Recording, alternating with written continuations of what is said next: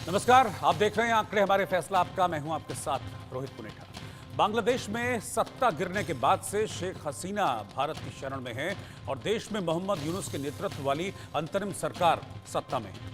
लेकिन कहते हैं ना कि खेल और सियासत कब पलट जाए कब बदल जाए, इसके बारे में कोई कुछ नहीं कह सकता।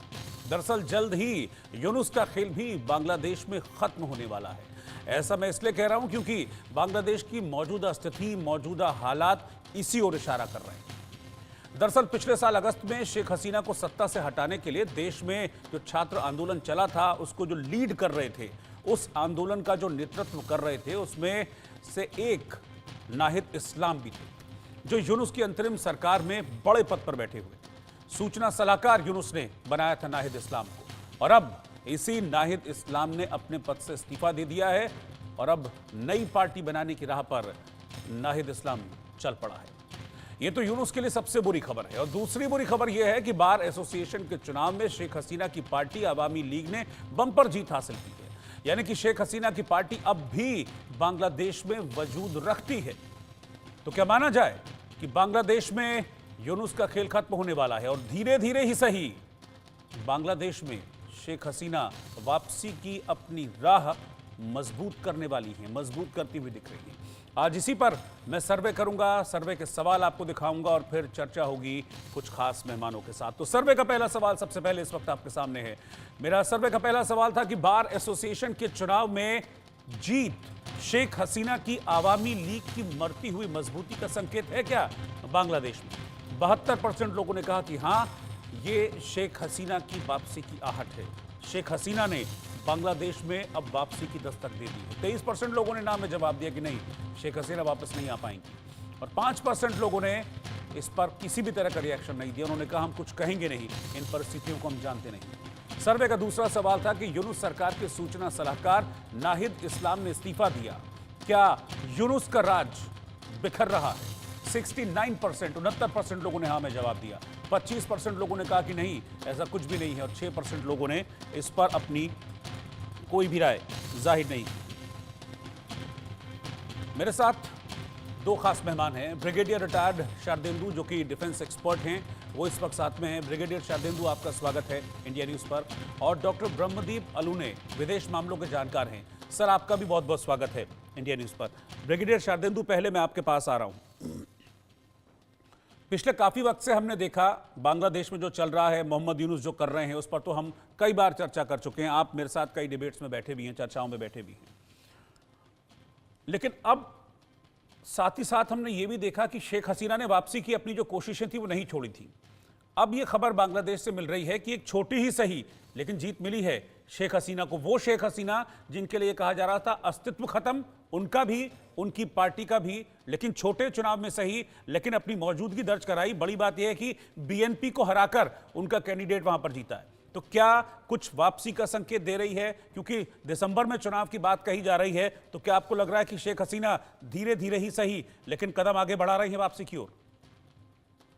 देखिए, अगर बांग्लादेश में तुरंत इलेक्शन हो जाते तो देखिए बीएनपी और अवामी लीग में ही टक्कर होनी थी। इसीलिए मोहम्मद यूनुस की सरकार ने पहले से ही अवामी लीग पे एक तरीके का नकेल कस दी थी कि वो इलेक्शन नहीं लड़ सकती। कहीं ना कहीं उनको डर था कि वो सत्ता में वापसी कर सकते हैं, क्योंकि एक बहुत बड़ा 15 सालों तक उन्होंने एक स्थिरता दी, इकोनॉमिक डेवलपमेंट की तरफ राह पे चले। तो लेकिन मोहम्मद यूनुस और कहीं ना कहीं शेख हसीना दोनों की आपस में बनती नहीं, दोनों के वैचारिक समानता नहीं है।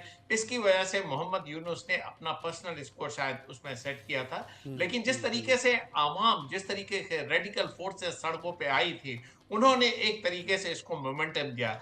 स्टूडेंट से देखिए, स्टूडेंट मूवमेंट से ये शुरुआत हुई और अंत में जो नाहिद इस्लाम है उनको रिजाइन करना पड़ा अपने मिनिस्ट्री से। वो इंफॉर्मेशन के सलाहकार थे उनके। तो कहीं ना कहीं एक तरीके से जो रेडिकलिज्म वहां फैला, जिस तरीके से हिंसा हुई, जनता उससे आजिज आ गई है। अब वो इस तरीके की हिंसा देखना नहीं चाहती। और डोनाल्ड ट्रंप जब से सत्ता में आए हैं, और डोनाल्ड ट्रंप और नरेंद्र मोदी की जो मीटिंग हुई है, उन्होंने, डोनाल्ड ट्रंप ने सीधा सीधा बोला कि मोदी साहब आप बांग्लादेश को देखिए।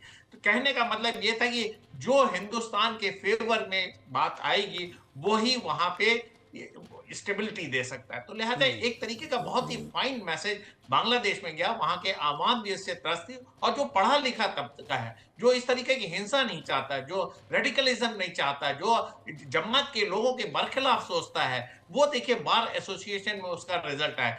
आपने बिल्कुल ठीक बोला, छोटा इलेक्शन है, ये पूरे मूड, बांग्लादेश के मूड को रिफ्लेक्ट नहीं करता है, लेकिन एक चिंगारी है, ये आग में तब्दील हो सकती है, जिसमें मोहम्मद यूनुस की सरकार बर्खास्त हो सकती है। और मैं मोहम्मद यूनुस की सरकार को केयर टेकर गवर्नमेंट मानता हूँ। ये जनता द्वारा चुनी हुई सरकार नहीं है, ये तो इंस्टॉल की गई है, लगाई गई है। उनको जल्दी से जल्दी इलेक्शन कराना चाहिए। लेकिन जब वो इलेक्शन की बात 2025 के अंत में या 2026 की शुरुआत में करते हैं, कहीं ना कहीं वो इतना टाइम गेन करना चाहते हैं जिससे वो अवामी लीग को पूरी तरीके से मार्जिनलाइज कर सके, और शेख हसीना की वापसी, पॉलिटिकल वापसी बांग्लादेश में वो रोकना चाहते हैं। हालांकि वो एक्स्ट्राडिशन की तमाम तरीके की डिमांड करते रहते हैं हिंदुस्तान की, लेकिन क्या उनको वहां फेयर ट्रायल मिलेगा? क्या अवामी लीग पे बैन नहीं लगा रहेगा? इस तमाम तरीके की अटकलें वहां लगाई जा रही हैं। तो बार एसोसिएशन का इलेक्शन एक वेलकम स्टेप है, और दिखाता है कि वहां की जो पढ़े लिखे जागरूक लोग हैं, वो आज भी निष्पक्ष रूप से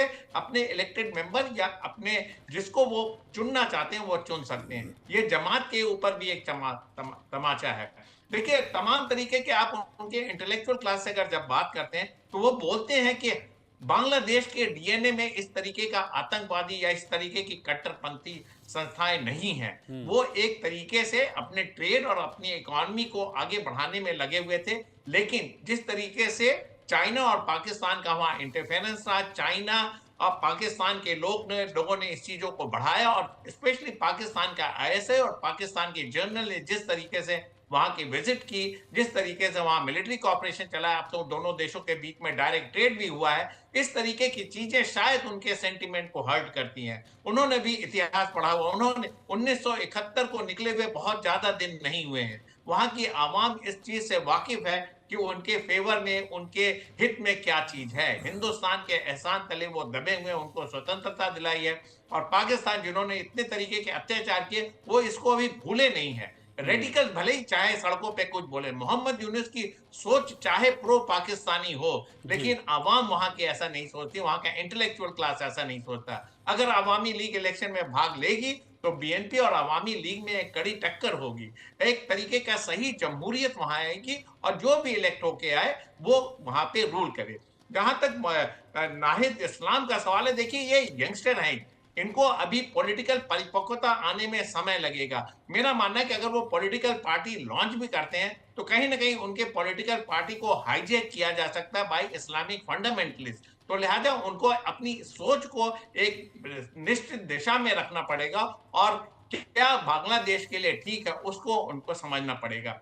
स्टूडेंट मूवमेंट को कैसे इस्लाम जमात के लोगों ने हाईजैक किया, स्टूडेंट ने कैसे एक नोबेल लॉरियट को लाके बैठाया, सोचा कि बांग्लादेश को एक नई दिशा मिलेगी, लेकिन वो नोबेल लॉरियट अपने विजडम का इस्तेमाल ना करके कट्टरपंथियों की गोद में बैठ गया। तो ये बड़ा दुर्भाग्य का विषय रहा है। लेकिन मैं इससे बहुत होपफुल हूं, जिस तरीके से बांग्लादेश के बार एसोसिएशन का इलेक्शन हुआ, और एक देखिए मौका मिल रहा है। मैं जमहूरियत में विश्वास रखता हूं, जनता जिसको चाहे एक फ्री एंड फेयर इलेक्शन हो।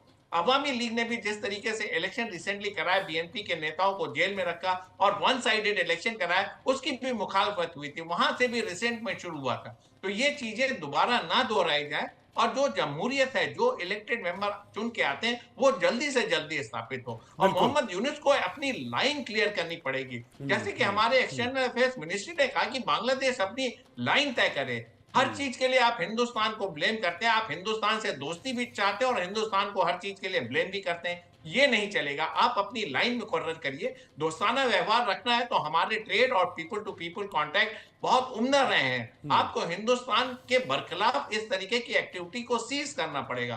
तो तमाम ऐसी चीजें हैं। हिंदुस्तान बांग्लादेश पे कड़ी नजर बना के रखा हुआ है। हमारा बेसिक मकसद है कि हम बांग्लादेश के इंटरनल मैटर में इंटरफेयर नहीं करना चाहते, लेकिन जब भारत के नेशनल इंटरेस्ट में आंच आएगी, तो नेचुरली हम आज की डेट में अपने बॉर्डर की सुरक्षा करेंगे। और जो एक मुहिम चल रहा है कि रोहिंग्या मुस्लिम्स को आज की डेट में रेडिकलाइज किया जा रहा है, 9,50,000 रोहिंग्या जो है उनको आम तरीके से ट्रेनिंग करके नॉर्थ ईस्टर्न स्टेट में इन्फिल्ट्रेट करके हिंदुस्तान की पीस एंड स्टेबिलिटी और ट्रैंक्विलिटी को भंग करने की कोशिश की जा रही, उसके खिलाफ हिंदुस्तान आवाज उठाता है। तो हम लोग को ठीक बहुत है। उम्मीद है वहां में पॉलिटिकल अवेयरनेस आएगी, वहां पे जमहूरियत आएगी और एक इलेक्टेड गवर्नमेंट वहां पे जब स्थापित होगी तो हमारे बायलैटरल टॉक्स, हमारे trade, commerce, people to people contract, सारी चीजें और अगले लेवल पे जाती हुई दिखेंगी। लेकिन मोहम्मद यूनुस की सरकार से हम ज्यादा उम्मीद नहीं करते हैं, क्योंकि बिल्कुल। उन्होंने 7 महीने में जिस तरीके से उम्मीद कार्रवाई मुझे की, लगता है, जिस तरीके से एंटी उम्मीद इंडिया तो सेंटिमेंट बढ़ाया, हाँ, वो दुर्भाग्यपूर्ण है। बिल्कुल। Yes. उम्मीद मुझे लगता है अब होगी भी इसलिए नहीं क्योंकि मुझे लगता नहीं कि बहुत लंबा वक्त अब वहां पर मोहम्मद यूनुस की सरकार के पास बचा हुआ है। डॉक्टर ब्रह्मदीप अलूने के पास मैं चलूंगा। सर, नाहिद इस्लाम जो अलग हुआ है अब मोहम्मद यूनुस से, सूचना सलाहकार के पद पर था, ये वो मेन चेहरा था जिसने मतलब शेख हसीना के खिलाफ झंडा उठाया था। ये वो मेन चेहरा था, उन लोगों में शामिल था ये जो शेख हसीना के घर पर पहुंचकर बवाल मचा दिया था। अब वही शख्स जिसके सहारे यूनुस सत्ता की कुर्सी पर चढ़ बैठे थे, वही उनसे अलग हो गया। क्या आपको इसके पीछे ये रीजन नजर आता है कि इन पिछले 4, 5, 6 महीनों के दौरान इतनी नेगेटिव इमेज बन गई है मोहम्मद यूनुस एंड कंपनी की कि अब उनके प्यादों को भी ये लग रहा है कि हम अगर साथ रहे तो भैया चुनाव में हमारा कुछ होने वाला नहीं है और आगे कुछ होने वाला नहीं है, इसलिए निकल लो। सूरज जी देखिए, बिल्कुल नेगेटिव इमेज तो मोहम्मद यूनुस की बन गई और जो उन्होंने समाज सेवा के जरिए कमाया था, देश की सेवा के जरिए कमाया था, वो कट्टरपंथियों का चेहरा बन गए और उन्होंने एक जो शानदार छवि थी या जो छवि गढ़ सकते थे अपने देश में, बेहतरीन छवि, उसको उन्होंने बर्बाद कर लिया। लेकिन रोजी इससे आगे की ओर यदि हम देखें तो नाहिद इस्लाम का राजनीतिक पार्टी बनाना बहुत ही खतरनाक संदेश है। वो इसलिए भी क्योंकि हम ये बखूबी जानते हैं कि आईएसआईएस में बांग्लादेश की भागीदारी, बांग्लादेश का जो जातीय संगठन है वो कैसे उन्होंने तालिबान के साथ भागीदारी की और तालिबान का अफगानिस्तान में उभरना, और उसी तर्ज पर फिर बांग्लादेश में छात्रों की मांगों को लेकर, आरक्षण की मांगों को लेकर एक छात्र संगठन का सड़कों पर उतरना और उस न्याय आधारित समाज की बात करते हुए शेख हसीना को सत्ता से बेदखल कर देना और उसके बाद बांग्लादेश में जाति और धर्म आधारित जो है वो दंगे शुरू हो जाना, हिंदू अल्पसंख्यकों को निशाना बनाना। अभी जो नाहिद इस्लाम है वो न केवल शेख हसीना के विरोध में उन्होंने स्वर बुलंद किया, लेकिन यह नहीं भूलना चाहिए कि यह वह पीढ़ी है जो पाकिस्तान की हमरा बनने को तैयार है, जो पाकिस्तान की हमरा बनती हुई नजर भी आ रही है और उसके साथ ही साथ ये लगातार पाकिस्तानियों से मिल भी रहे हैं। तो नाहिद इस्लाम का राजनीतिक पार्टी बनाना इसके कारण भी भारत के लिए नुकसानदेह हो सकता है, क्योंकि बीएनपी या अवामी लीग, देखिए अवामी लीग तो बांग्लादेश की धर्मनिरपेक्षता की एक पहचान है, धर्मनिरपेक्षता का संदेश दे रही है और लगातार धर्मनिरपेक्षता का प्रतिनिधित्व भी किया है। लेकिन बीएनपी के जो नेता है, चाहे जितने भी भारत का विरोध करते रहे हो, लेकिन उसके बावजूद भारतीय सरकारों के साथ उनको काम करने का अनुभव है। अब नाहिद इस्लाम यदि नई राजनीतिक पार्टी बनाते हैं और जिस तर्ज पर ये काम कर रहे हैं, जो व्यापक समर्थन उनको देश में हासिल हुआ है और जिस प्रकार से वहां के जो छात्र संगठन है उन्होंने आक्रामक तरीके से विभिन्न मोर्चों पर देश का नेतृत्व संभाला है, नाहिद इस्लाम उनका चेहरा है, तो इस पार्टी को बहुत ज्यादा बहुमत नहीं